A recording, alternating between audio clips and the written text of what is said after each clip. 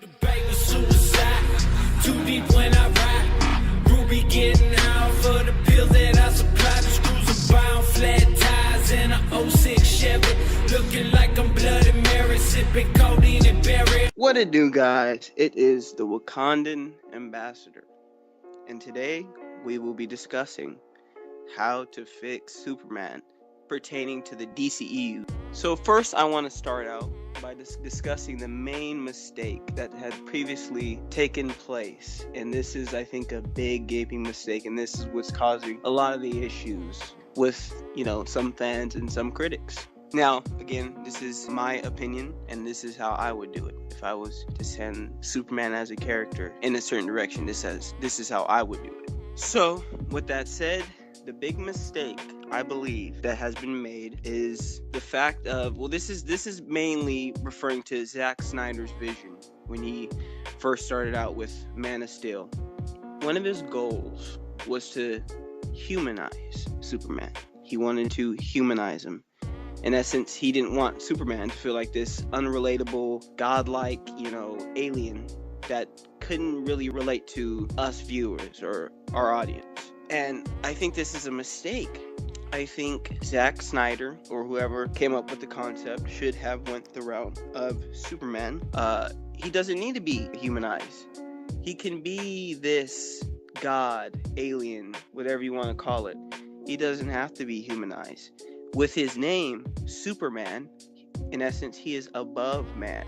He shouldn't have to go through the same things that men go through every day. He is Superman. And so, with that said, I believe if they would have went the direction of making Superman, every day, everything is good, right? Everything is good. He's saving the day. The people love him, and the people look at him as a symbol of hope. And I think that's one of the keys too, is pushing Superman as a symbol of hope. Making him a figure to look up to.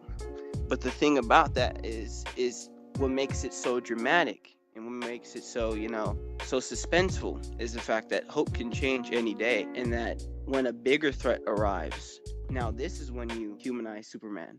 This is when you make Superman become essentially human, or not human, but below what he was before of that god or alien stature that he had before. Is when a big threat arrives, something that Superman can't handle, something that's too powerful for him, and something that is just too strong for him to be able to overcome. And then when this happens, then the people, they start losing hope in Superman, and hope starts to become lost. And this is what creates the drama. Superman is struggling internally and externally. This gives him a character arc. He went from the beacon of hope to now hope being lost, in essence. And I think that would be a good way to do it.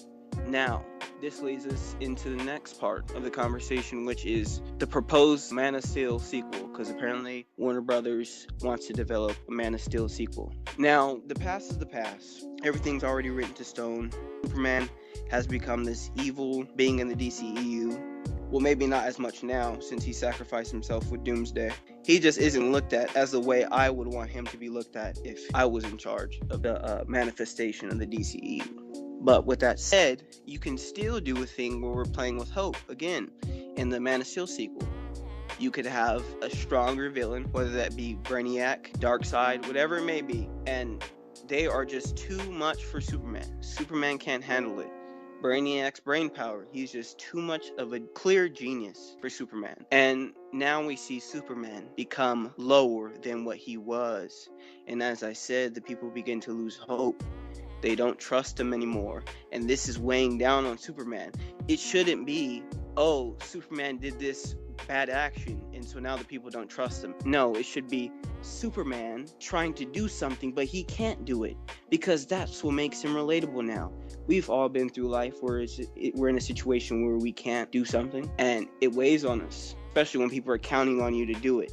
And that's the way you do it. If you want to humanize, quote unquote, Superman, you do it that way.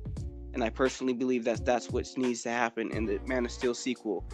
for it to universally do well with critics and fans alike, and really get to the core of the character instead of trying to change him or manipulate him in some way to think that you're pleasing other people. But with the hope thing and with the ideal of hope, that's what Superman is. Superman is a figure of hope. That's why he's so popular in pop culture.